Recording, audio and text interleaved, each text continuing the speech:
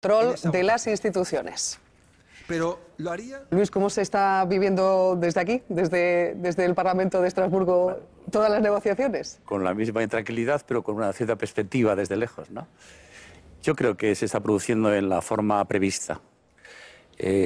Algunos dijimos que el día de las elecciones habría un mapa casi azul en su totalidad, y así se produjo, porque la fuerza mayoritaria fue el Partido Popular, pero también sabíamos que después ese cuadro se iba a ser multicolor. Ahora se está produciendo en forma multicolor. La conformación de gobiernos también estaba cantado que iba a ser muy plural y complicada. Bueno, luego ya hay que hacer juicios de valor sobre si a uno le gustan o no le gustan esas cosas, ¿no? Yo no le tengo ningún tipo de aversión a tener que aceptar la parte de verdad que tienen los demás. Pero las coaliciones de perdedores contra la mayoría tienen mala experiencia. Y otras, las que no son naturales, tienen también precedentes. Yo recuerdo aquella coalición del pentapartido en Baleares, Galicia, Cataluña. Aquello no resultó bien ni para la ciudadanía ni tampoco para los partidos que suscribieron. Pero lo que sí es normal es que un partido como Ciudadanos pueda, de forma ambivalente, apoyar al Partido Socialista, que es un partido constitucionalista como es Ciudadanos, o al Partido Popular, o que el Partido Socialista pues vea naturalmente en la nueva izquierda pues, por posibilidades de conjunción. Hasta ahí, normal. Sergio, ¿cómo está viendo usted los pactos, en este caso, del Partido Socialista? Esta tarde Susana Díaz, presidenta, ya la investidura está asegurada. Sí. Pero en Valencia, cuando parecía que estaba todo hecho, ahora no hay manera. Yo creo que yo lo veo con menos intranquilidad que Luis, porque además, cuando hablamos desde Bruselas, donde no ha habido nunca, o de Estrasburgo, donde no ha habido nunca mayorías absolutas, y donde hemos metido dentro de nuestro ADN la cultura del acuerdo, del diálogo, creo que no nos debería dar miedo un nuevo mapa político en España donde predomine fundamentalmente la voluntad de acuerdo, la necesidad de acuerdos. Entonces estamos en un nuevo, no mapa político, en una nueva cultura política, en la que tenemos que asumir todos, en la que debe primar fundamentalmente la voluntad de llegar a acuerdos con la voluntad de buscar más el desacuerdo para demostrar nuestras diferencias. Y en este nuevo mapa político, afortunadamente, creo que el Partido Socialista está tomando una posición de centralidad. Centralidad en la forma, centralidad en los fondos, intentando buscar acuerdos no sobre repartos de poder, sino sobre cambios políticos y sobre cambios sociales. Es decir, necesitamos un país que cambie su modelo económico, que cambie la política de evaluación salarial, que recupere el estado del bienestar, que recupere las libertades públicas que se han deteriorado durante estos 4 años, y para ello el Partido Socialista se ofrece con humildad, pero sí con una clara voluntad de llegar a acuerdos con gente que quiera hacer lo mismo que él, que es cambiar las cosas. Tania, con mucha atención se está viendo en este caso los movimientos, hablaba en este caso de Ciudadanos antes, Luis, pero también de Podemos, evidentemente, que está siendo clave también para muchos lugares, muchos ayuntamientos de alguna comunidad. Sí, bueno, yo creo que se ha abierto un escenario muy interesante con estas elecciones, ¿no? Nosotros veníamos diciendo que este iba a ser el año del cambio, y los resultados electorales de las elecciones autonómicas y municipales dan buena cuenta de ello, de que hemos roto con esa suerte de bipartidismo casi perpetuo que teníamos, y se abren posibilidades a nuevas fuerzas en las instituciones que vengan a cambiar la forma de hacer política. Este es un primer paso, continúa el cambio, y aquí lo que nosotros planteamos es que no hacemos pactos de sillones, no intercambiamos apoyos por sillones, no nos preocupan los sillones, nos preocupa la gente, y nuestros pactos son con la gente y para cumplir nuestros programas de rescate ciudadano y luchar contra la corrupción, que son los principales elementos programáticos a los que vinculamos cualquier tipo de apoyo o entendimiento. Maite, ¿está cambiando algo en la política española después de estas últimas elecciones? Sí, yo creo que hay mucha más volatilidad en la manera que tienen los ciudadanos de entender el voto y lo que son los partidos políticos. Hablábamos de eso con las encuestas, Maite, de la volatilidad de las encuestas. Sí, claro. Yo creo que nos vamos a tener que enfrentar a una manera distinta de hacer política. El siglo XXI lo que nos está pidiendo es que pensemos menos en los partidos, que pensemos muchísimo más en aquello que ofrecemos y que realmente nos debemos a los ciudadanos, y los ciudadanos ponen y quitan cada una de las veces. O sea, esto que antes parecía que era como eterno ha cambiado, y todos nos tenemos que someter con muchísima humildad, por una parte, pero también con muchísima pasión a lo que significa la política. Eso es algo que, como decíamos antes, ya está como muy normalizado quizás en las instituciones europeas, pero no tanto en casa? ¿Nos tenemos que acostumbrar a eso? Sí. No, María, no es nuevo. Es decir, yo fui portavoz perdón por la cita personal, pero a lo mejor viene a cuento. Fui portavoz del Congreso de los Diputados en el año 96 y Aznar gobernó en minoría. Aquella etapa yo la recuerdo porque yo fui portavoz en minoría y en mayoría. Fue mejor la etapa del 96, que fue en minoría, donde el diálogo era el instrumento constante para sacar adelante todas las semanas. Y eso no es negativo y, por tanto, lo que va a ocurrir no es nuevo. Pero las partes que tienen que pactar y conformar mayorías tienen que tener una determinada sinergia, un hilo conductor. Lo que yo veo difícil es que las coaliciones de perdedores tan dispersas, la izquierda suele llamarle a esto pactos de progreso, es una forma de cerrar pactos caso, ¿no? de poder. Hablan, dice, en favor de la gente, en favor del poder. Es decir, el poder a toda costa, aunque sea poco. Si eso significa naturalmente un avance, sería progreso. Si significa sencillamente dispersar y destruir lo hecho, eso no sería un avance. Sí. Bueno, por alusiones, creo que Tania. Pactos de poder, creo que hay que llamárselo a muchos pactos que se hacen precisamente en esta Cámara, de lo que llamamos la gran coalición, y cómo precisamente me gustaría traer cómo precisamente estos días ha suspendido las votaciones del TTIP porque no ha habido un acuerdo en esa gran coalición para poder llevar a cabo los votos de la manera que luego hablaremos que se de ese esperaba. asunto concretamente. Sí, sí, no obstante, en lo concreto, a lo que vamos con esto, yo creo que lo más interesante de lo que está ocurriendo en este último año en la política, independientemente de cómo hayan quedado los colores en los ayuntamientos, en las comunidades autónomas, cómo haya quedado repartido, es decir, esa fragmentación, creo que lo interesante es realmente que se está demostrando un interés cada vez más mayoritario de la ciudadanía por la política, por hablar de política y por recuperar la política, y creo que es esa presencia de la gente en los debates políticos y en retomar lo que había abandonado hace un tiempo, lo que creo que debería ser la conclusión más importante. Yo creo que lo que es clave es que los ciudadanos saben que son los jefes. Y que si ahora esas coaliciones, que da igual que sean de ganadores o de los no ganadores, depende de lo que vayan a hacer. En todo caso, los ciudadanos lo que saben es que si el trabajo no es coherente con lo que se ha dicho, que si las palabras no son los hechos, o hay algo que no les gusta, van a poder castigarlo. Y esto es lo que ha cambiado fundamentalmente. Yo creo que no. Estamos en el espacio intermedio. Es decir, a mí me llama mucho la atención que siempre el Partido Popular, cuando no se coaliga con ellos, es una coalición de perdedores, cuando es verdad que ha habido un elemento común en toda España, y es que la gente ha votado a todo aquello que no sea el Partido Popular. Cuando el Partido Popular baja 20 puntos de intención directa de voto, buscando distintas formas de gobierno o distintas formas de programas que no tienen que ver nada con un denominador común, es vamos a hacer las cosas de manera distinta a las que le está haciendo el Partido Popular, lo que está claro es que la gente ha votado contra los gobiernos del PP, con independencia de las décimas de voto. Pero también es verdad que no estoy de acuerdo con aquella definición de que todos los acuerdos que no son con Podemos son acuerdos en contra de la ciudadanía. No, ni hay pactos de perdedores, hay pactos, como digo, de gente que quiere hacer las cosas de manera distinta, ni todos los pactos, ni todos los acuerdos que se basan buscando también el interés común, aunque no esté Podemos, son pactos que van en contra de la ciudadanía. No, la gran coalición, como tú la denominas aquí, es una gran coalición de intentar sacar las cosas por encima de los bloqueos que muchas veces quieren las minorías. Y vuelvo a decir, o nos acostumbramos a un nuevo mapa político, en el que tiene que haber acuerdos de distintas fuerzas políticas en función de los asuntos, o directamente estaremos haciendo un flaco favor a un nuevo, no mapa político, sino una nueva cultura política que se está imponiendo en España y que ya era una realidad en Europa. Muy breves, simplemente acuerdos, por supuesto, siempre que sean en beneficio de la gente, siempre que sean para los de abajo.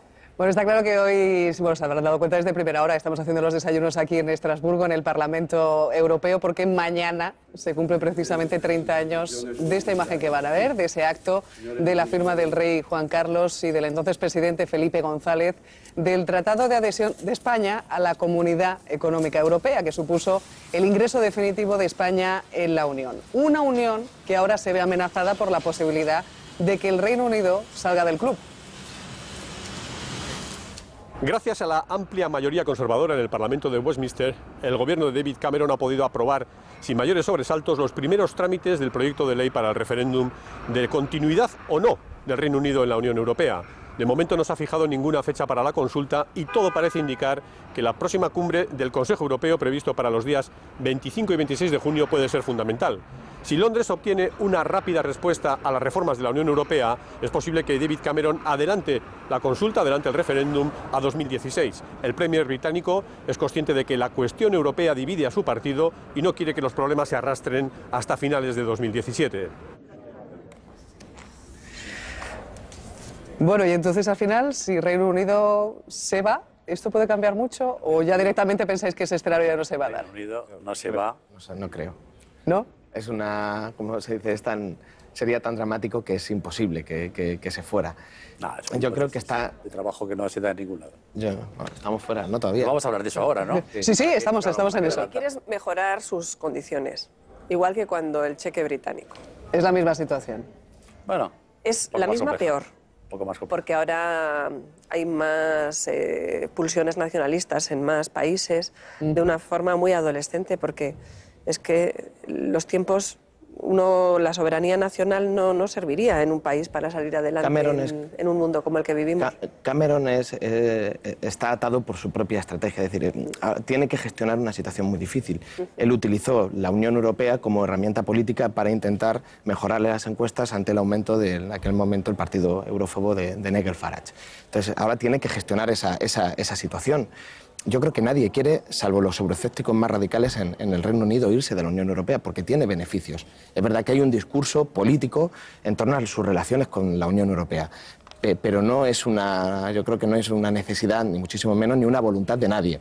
Ahora bien, tiene que gestionar una promesa electoral de difícil cumplimiento, que es hacer un referéndum precisamente más como convicción profunda de que David Cameron, en este caso, sino como una necesidad de intentar parar un partido político que iba incrementándose día a día en las encuestas hace apenas unos meses. Por lo tanto, creo que ante ese panorama de... Vamos a hablar sobre eso ahora, ¿no? Sí, bueno, sí. ¿para qué? Sí. No, digo, Dígame. ¿estamos hablando en directo ya? Sí, claro. Ah, claro, creí que estábamos en una pausa. No, Luis, Bueno, no. perfecto. No lo sabía. O sea, yo creo que el Reino Unido en ningún caso quiere salirse de la Unión. De ninguna ¿Que no manera. quiere? No, absoluto. Cameron ha salido reforzado de sus elecciones. Y le va a pasar un poco como hizo Felipe González con la OTAN. OTAN de entrada no, y luego asumió la responsabilidad de encabezar un referéndum para salir, en un acto de responsabilidad. Cameron tenía una dificultad en cuanto a las fechas y sus compromisos no son de salir, sino de hacer un referéndum. UKIP, que ha sido la gran sorpresa de irrupción de una fuerza política con un gran poderío y que solo porque el sistema mayoritario inglés, no olvidemos eso, solo gana aquel que gana y los demás se quedan fuera, no deja de ser una presión importante. ¿Qué va a hacer el Reino Unido ahora mismo? Pues Cameron, con una fortaleza mayor, va a ser capaz de adelantar el referéndum casi a las fechas que pide UKIP, hasta el año que viene. Está tratando con todas las cancillerías y está intentando sacar algún tipo notablemente de baza. Están diciéndole a las cancillerías, tenéis que ceder porque si no el riesgo de que el Reino Unido no me siga es grave. No es verdad. Ni lo quiere él, ni le van a dejar sus primos, por cierto, perdón por la expresión, que casi es una broma, pero no lo es. Estados Unidos, a eso lo llamo los primos, naturalmente, no tiene ningún interés en perder ese contacto esencial, naturalmente, con la Unión Europea. No se puede entender la Unión sin los británicos. Y vamos a seguir con los británicos. Pero, sin embargo, el elemento de chantaje emocional, el factor emocional, entra en la política y se convierte en algo que es muy desgregador con respecto a lo que significa la construcción europea. Por una parte, nos tenemos que hacer a la idea ya que Schengen, nos olvidamos, que los ingleses no van a participar en ello. Ya no participan. Desde el punto de Por la vista limitación, efectivamente, de los ciudadanos. No, pero que no van a participar, o sea, que nos olvidemos, que no van a hacer más Europa con nosotros, que de la Fiscalía Anticorrupción nos olvidemos, que a la City no se la toca, y es un elemento disgregador, moral, de fondo, porque Hungría también se pone nacionalista, porque hay otras pulsiones nacionalistas disgregadoras en la Unión. Bien es cierto que lo normal es que no salgan de la Unión, que sería un disparate siendo unos de los socios fundamentales y fundadores de la Unión Europea. Pero, sin embargo, el chantaje emocional genera un elemento disgregador para Europa de fondo a largo plazo muy peligroso. Y, por otra parte, las ayudas sociales, cuando sigan adelante en esa política de nosotros vamos a hacer rancho aparte en algunas cosas sociales que hasta ahora eran comunes para todos los ciudadanos europeos que, bueno, pues que viajaban o que se movían por nuestras fronteras. En todas esas cosas vamos a tener el peso del chantaje moral. Ay, no podemos hacer esto porque si no puede ocurrirnos esto otro. Y esto, como cultura filosófica, como cultura política, es muy negativo. Entiendo, entonces, Tania, que los condicionantes eran bastantes para que se quede.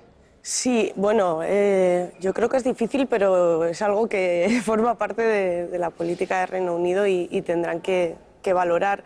Desde luego, estamos viendo que las políticas de Cameron son políticas de privatización y el condicionante, sobre todo, que está generando esta propuesta, este planteamiento de Cameron, es proteger a sus entidades financieras, ¿no? Y en esta línea yo creo que quienes estamos aquí tenemos que plantearnos ahora mismo, y teniendo en cuenta estos 30 años que han pasado desde que España está en la Unión Europea, ¿qué ha ocurrido? Porque cuando ingresamos en la Unión Europea, la sensación era de, bueno, yo no lo viví directamente, ¿no? Pero lo sabemos, la sensación era de ilusión de la gente, de esperanza, pues por un espacio que nos iba a traer progreso, que nos iba a traer derechos sociales, que nos iba a traer bienestar.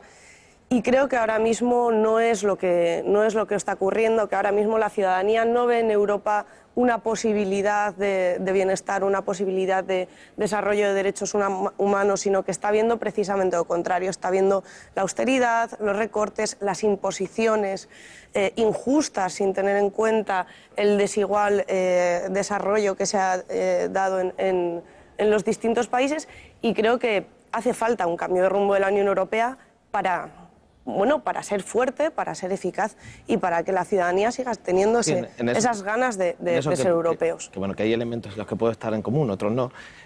No tiene nada que ver con la política en Reino Unido, porque el Reino Unido no ha participado, no es de la zona euro, no ha participado en la política de austeridad, tiene su propio banco central, ha tenido otro tipo de políticas, no ha estado en esta, como digo, ha tenido, claro, políticas de un gobierno conservador que, obviamente, de los que somos de izquierdas estamos en contra, ¿no? Pero es mucho más de fondo lo que pasa en Reino Unido, mucho más de fondo.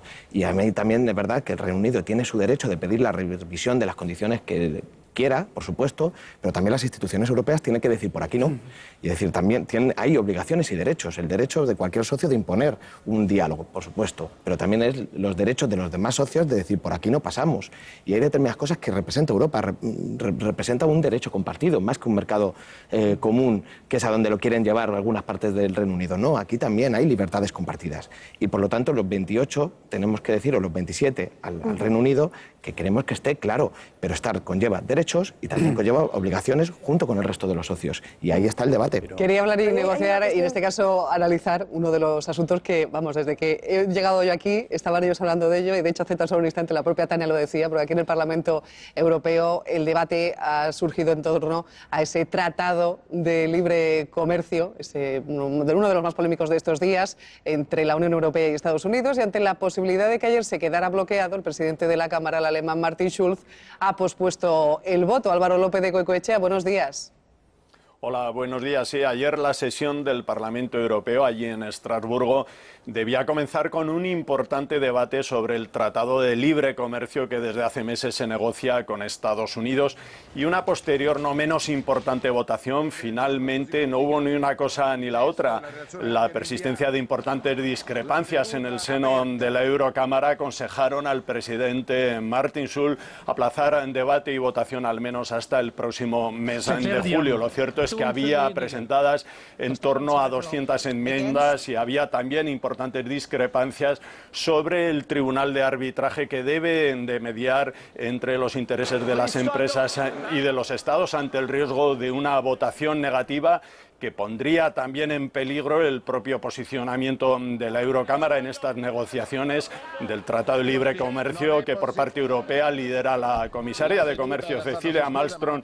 Se optó por el aplazamiento. Los grandes valedores en la Eurocámara de este Tratado de Libre Comercio con Estados Unidos son los grupos popular, socialistas y liberales, que ven una oportunidad de crecimiento y empleo. En las próximas semanas deberán de intentar limar sus asperezas, sus diferencias y ponerse de acuerdo para hacer frente a quienes se oponen abiertamente, grupos como Izquierda Unitaria o los Verdes. Muchas gracias, Álvaro. Y los pasillos de este Parlamento, me decía Maite antes, dice, bueno, ahora lo ves vacío. Dice, ayer era un corre-corre que te pillo casi. ¿Verdad, Maite? Sí. Estaba ¿Cómo se vivió efervescente. desde dentro todo lo que sucedió ayer? Bueno, nosotros solemos vivir con muchísima intensidad. De hecho, casi no tenemos tiempo de comer. Aquí venden bolsitas de frutos secos para que no nos muramos de hambre. Sí, estamos de... Es verdad. Vivimos ayer con muchísima intensidad, lo que significaba saber que estamos trabajando sobre algo que es muy, muy importante, que está transformándose. Toda la negociación del TTIP está variando las figuras que al principio se estaban trabajando en el Parlamento, porque realmente la presión que estamos realizando los parlamentarios para que todos los elementos de salvaguarda de los derechos de los europeos se mantengan, yo creo que es bastante intenso. Con respecto al Tribunal de Arbitraje, hay posturas muy distintas. Yo, desde luego, no creo en un arbitraje privado, lo digo con toda sinceridad, y pienso que la evolución de lo que está negociándose en el Parlamento es a mejor, pero que todavía no se puede aceptar la figura que aparecía en el informe. Vamos a ver en INTA, en la comisión, qué ocurre en el próximo mes. ¿Había pasado en alguna otra ocasión algo parecido a lo de ayer? No ha pasado nada. Ayer fueron discusiones procesales. Sí. Realmente se estuvo aquí discutiendo porque... Si se debatía o no se debatía. Hubo actos filibusteros, que es un término que afecta a cualquier tipo de parlamento del mundo. Es decir, a quien aprovecha el reglamento para producir obstrucciones cuando no puede ganar los temas de fondo. Eso es lo que ocurrió ayer, un tema filibustero, de un tema procesal donde hubo que interrumpir, después votar, cuando no se dilucidaba el voto, que ya estaba pospuesto, sino si había o no había debate, secuencia unida. Ahora, veamos el tema de fondo. Yo creo con toda sinceridad, María, que esto que ha ocurrido estos días con el acuerdo con Estados Unidos es la vuelta al pasado. Es decir, si es que Europa se ha quedado pequeña, siendo el espacio económico más importante del mundo, es pequeño, y a Estados Unidos le necesitamos de forma absoluta para que se haya una proyección atlántica hacia Estados Unidos y hacia Latinoamérica. Porque están nuevos factores de mucha presión y mucha importancia. Ahí están las ansias de Putin, ahí está China. Es decir, y Europa tiene que reforzarse. Y el acuerdo con Estados Unidos es un acuerdo entre iguales, es un acuerdo realmente que va a crear prosperidad, nuevos puestos de trabajo, nuevas oportunidades. Pero es que hay una izquierda que pretende volver al viejo discurso de la globalización como si fuera un problema ideológico. Pero si la globalización es un dato de hecho, con el que hay que convivir, y hay que ver naturalmente cómo se aborda. Aparte de ahí, yo creo que lo que aquí es una coalición de hecho entre populares, socialistas o liberales, no tenemos que coincidir en todo, pero sí coincidimos en la modernidad de lo que tiene que ser Europa. Y frente a eso, tenemos a derecha e izquierda unas fuerzas excéntricas que vuelven al discurso viejo, un discurso que ya no existe. Hay nuevos problemas que tenemos que abordar y no quieren que se aborden. Ese no es el camino. No todas las voces estaban de acuerdo ayer con esa firma del tratado, en ese caso con ese tratado. Tania. Bueno, yo creo que hay que hablar un poquito más de lo que es el TTIP. Cuando hablamos de China, a mí no me gustaría que Europa se pareciera a China, porque las condiciones laborales en China son condiciones casi de esclavitud, ¿no? Entonces, sí que tenemos que construir una Europa fuerte, pero una Europa cohesionada, de los derechos sociales, una Europa igualitaria. El TTIP lo que hace es abrir las barreras, abrir las fronteras para ceder gran parte de la soberanía de los Estados a entidades supranacionales, que son entidades que no tienen ningún tipo de control democrático porque son multinacionales, poderes económicos. ¿Cuál es el problema de esto? Toda barrera comercial se ve como un problema. ¿Qué es una barrera comercial? Una denominación de origen es una barrera comercial. En Estados Unidos no existen las denominaciones de origen y ya se hacen copias de algunas denominaciones de origen. Los derechos laborales son una barrera comercial. Las garantías en la salud a la hora de producir son barreras comerciales. Entonces, digamos que es un mecanismo de apertura de barreras que lo que hace es perder soberanía, perder derechos. Uno de los elementos que ha estado en disputa y que es central en este TTIP es el ISDS. El ISDS es un mecanismo para resolver conflictos privado, digamos que es un tribunal internacional privado, de manera que nuestros estados pueden tener litigios con multinacionales y pueden ser resueltos por una entidad privada que no tiene ningún tipo de control democrático, como sí lo tienen los tribunales públicos. Un caso, un ejemplo, Canadá, a partir de un tratado de este tipo, una empresa de la minería, una multinacional minera, denuncia al Estado porque, bueno, pues determinadas legislaciones que tenían van en contra de sus intereses comerciales, el Estado de Canadá pierde y los ciudadanos y las ciudadanas canadienses con sus impuestos tienen que pagar a esa multinacional porque sus derechos son demasiado elevados para sus beneficios. Vale. Ni podemos ser triunfalistas con las bondades de un acuerdo, ni podemos ser catastrofistas. ¿Por qué? Porque no hay acuerdo. Es decir, lo mínimo que puede pasar... Para empezar. No, es que estamos hablando de una negociación que se ha iniciado hace poco y que todos, los más optimistas, dicen que tardará 3 años. Estamos hablando de las bases del acuerdo. Y lo que estábamos votando ayer no era el TTIP, no era el acuerdo. Estábamos votando la oposición del Parlamento que quiere condicionar un debate que se va a producir. Entonces, aquellos se confundieron, aquellos que querían no votar, que no hubiera resolución, porque creían que con eso se cargaban el acuerdo. Y no, acuerdo va a haber. Y lo que estábamos votando ayer era precisamente las posiciones del Parlamento Europeo para condicionar la negociación. Y nosotros estábamos consiguiendo una resolución en la que decíamos: Estados Unidos tiene que firmar los convenios de la Organización Internacional del Trabajo para que haya trabajo decente. Tenemos que excluir las condiciones, el comercio, tenemos que garantizar las condiciones fitosanitarias para que los productos alimenticios tengan los estándares de calidad. Estábamos también de acuerdo no había ninguna enmienda que defendiera el arbitraje privado. Estábamos en un absurdo de a ver quién rechazaba con mayor contundencia el arbitraje privado, pero todos estábamos en contra del arbitraje privado. Por lo tanto, se produjo una cosa que es razonable, y es que cuando estábamos de acuerdo en imponer condiciones muy duras a los negociadores de la Comisión Europea para intentar llegar al mejor acuerdo, que no todo acuerdo es bueno, ni todo acuerdo es malo de por sí, sino marcar condiciones, se produjo una situación absurda, y es que había 3 enmiendas diferentes pero no antagónicas que se habían convertido en líneas rojas para todos. Entonces, yo creo que ante el acuerdo comercial, lo decía muy bien Luis, más importante de la historia, o sea, lo que no puede permitirse este Parlamento es el lujo de no tener opinión. Y para eso se dijo, vamos a ganar tiempo de negociación. Pero algunos están confundiendo el tiempo de negociar con la política de fondo. No hay TTIP, ni estamos a favor ni en contra del TTIP porque no lo hay. Nosotros estamos a favor de la negociación, pero no estamos de acuerdo ni en contra de un acuerdo que no conocemos. Lo que sí que sabemos es el acuerdo que queremos. Sí, en las cosas que habéis dicho yo creo que tenemos que poner algunos puntos. Efectivamente, la globalización nos supera. Y notamos que como que las instituciones políticas se nos quedan pequeñas. Sí. Ahora bien, para regular la globalización tenemos que huir del derecho político, de nuestras propias competencias democráticas, etc.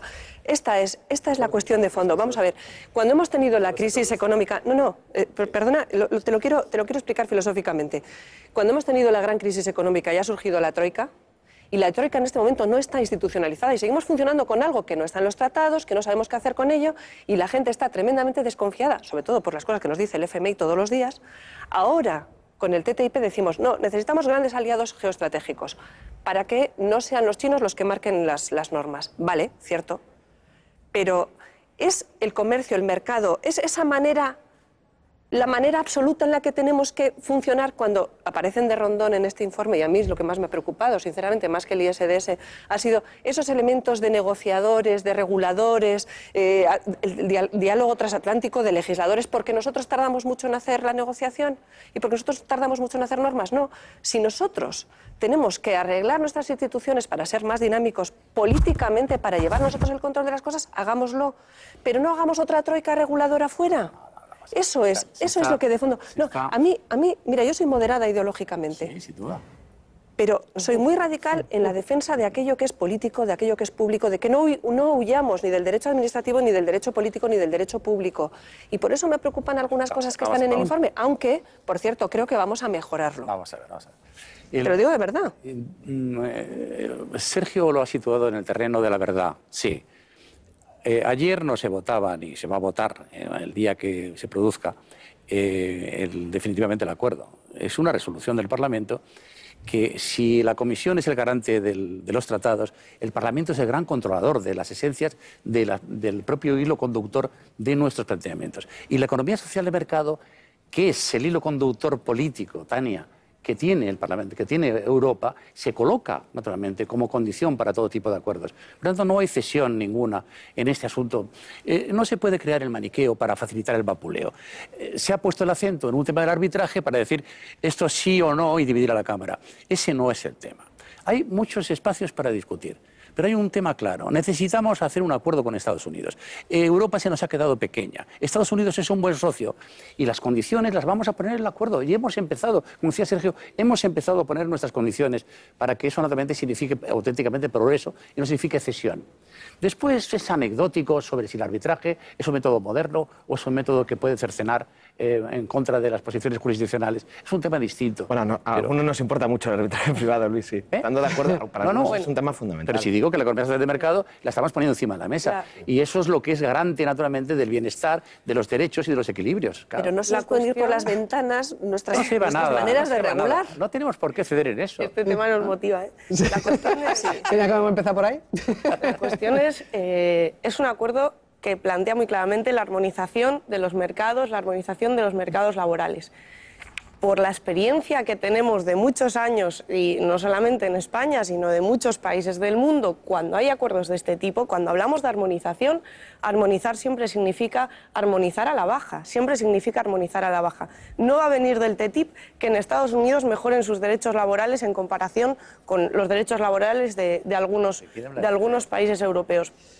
Un punto que me gustaría señalar es... Tania, la propia Unión Europea fue de entrada un acuerdo de libre comercio y nos homogeneizamos no a la baja. Sí. Termino y continúas tú. Y continuaré yo entonces. Cuando acabe ya continúo yo. Un tratado de libre comercio. No, empezó así. Hablando del ISDS, el arbitraje privado, a todos nos preocupa, pero habéis votado a favor. Vosotros habéis votado a favor del ISDS, con lo cual, es decir, en la comisión de ITRE habéis votado a favor del ISDS, habéis votado a favor del ISDS, con lo cual hay que ver eso de que no nos preocupa. Esa es una condición, es una línea roja de Estados Unidos en este tratado. Y me gustaría simplemente matizar alguna cosa. La paralización del voto del TTIP es una muestra del secuestro democrático de este Parlamento. No, del secuestro democrático no. Del secuestro democrático porque se paraliza una votación porque no hay acuerdo dentro de la gran coalición, sobre todo con el tema del ISDS. Llevamos casi 3/4 de hora charlando y vamos, se me ha pasado a mí rápido el tiempo, pero no quería que se marcharan nuestros invitados, nuestros eurodiputados aquí sin hablar de otra preocupación y que sea un titular antes de que venga nuestro invitado Antonio Tajani, pero otra de las preocupaciones en las instituciones europeas es Grecia. Su primer ministro, el canciller alemán, el presidente francés, se reunieron y cenaron anoche en Bruselas. Tsipras, Merkel y Hollande acordaron intensificar las negociaciones para solucionar la crisis financiera helena, pero no ha habido avances. Hoy Tsipras se reúne con el presidente de la Comisión. Grecia ofrece oficiosamente prorrogar 9 meses el actual rescate y Atenas quiere que el Mecanismo Europeo de Estabilidad asuma los bonos en poder del BCE que el gobierno heleno no puede pagar. ¿Cómo va a acabar esta película, Sergio? Pues espero que no en tragedia griega. O sea, yo creo y espero que estamos próximos a un acuerdo. El problema es cómo se ha ido abordando el tema desde el principio, que se han ido enrocando muchas posiciones, porque es verdad que todo el mundo, después de las elecciones de Grecia, quería una solución para Grecia y quería ayudar a Grecia a salir hacia adelante. Y algunos creemos, además, que no tiene que haber una solución griega, sino tiene que haber una política de la Unión Europea distinta para Grecia y para el conjunto de los países para impulsar el crecimiento económico y para facilitar como ese cambio de la austeridad excesiva a un cambio en el que sea compatible el crecimiento económico con el... Tania, ¿se atrevería a dar un titular de cómo va a acabar esta historia? Bueno, yo soy mala para titulares, pero espero que acabe de manera positiva. Espero que el gobierno griego está demostrando, a pesar de las presiones que está teniendo en las negociaciones, está demostrando que un gobierno se puede plantar, puede decir no, puede ponerse del lado de su gente y seguir impulsando las reformas sociales que tenía en su programa, readmitir a los funcionarios que habían sido despedidos, implementar un programa de apoyo energético a las familias que no pueden pagarse la electricidad, etcétera, y que se pueda hacer la política de otra manera. Y aquí yo creo que Europa debería ser mucho más proclive a apoyar a Grecia para poder llevar a cabo esa reforma. ¿Quién acabará cediendo, Maite? Yo creo que las dos partes han ido estrechando el espacio que tienen para poder negociar y aquello que es responsable. Con tal de que ambas partes no quieran romper, llegarán al elemento posible de aceptación entre las dos partes. Porque ni Europa quiere que Grecia desaparezca de la Unión Europea, que es la parte fundamental de nosotros, ni Grecia puede asomarse al precipicio y echarse en él. Así que, en el límite posible, yo creo que llegarán a un acuerdo. Luis. El 80% de los griegos en las últimas encuestas han dicho de forma inequívoca que no quieren salir de la Unión. Y están empezando a cuestionar a su propio gobierno, que apoyaron con el 90%, por esa visión patriótica de la defensa de una Grecia nueva. Lo cierto y verdad es que Grecia tiene que volver sobre sus pasos, tiene que apagar los faroles y tiene que tener Europa flexibilidad. Hay que alargarles el rescate, pero hay que ponerles condiciones. Si triunfaran las tesis de Syriza, aparte de lo que nos costaría a los españoles, entre otros, muchísimo dinero, sería el comienzo del desgobierno y de la quiebra de la Unión, y eso no lo vamos a tolerar nadie. Bueno, a Luis, a Maite, a Tania, a Sergio, agradecerles que hayan estado esta mañana con nosotros, que hemos venido aquí a su casa, a casa de todos también, la Casa Europea. Muchísimas gracias a los cuatro, ha sido un placer tenerlos aquí charlando un poquito de Europa y de cómo nos afecta a nosotros. Muchísimas gracias. Muchas gracias. Bueno, de hecho quedan 20 días para que se resuelva de algún modo esa crisis griega, y aunque estos días atrás el mercado estaba muy temeroso y cayendo a causa de Grecia, lo cierto es que ayer las bolsas europeas cerraron al alza con algo de euforia ante la posibilidad de que haya alguna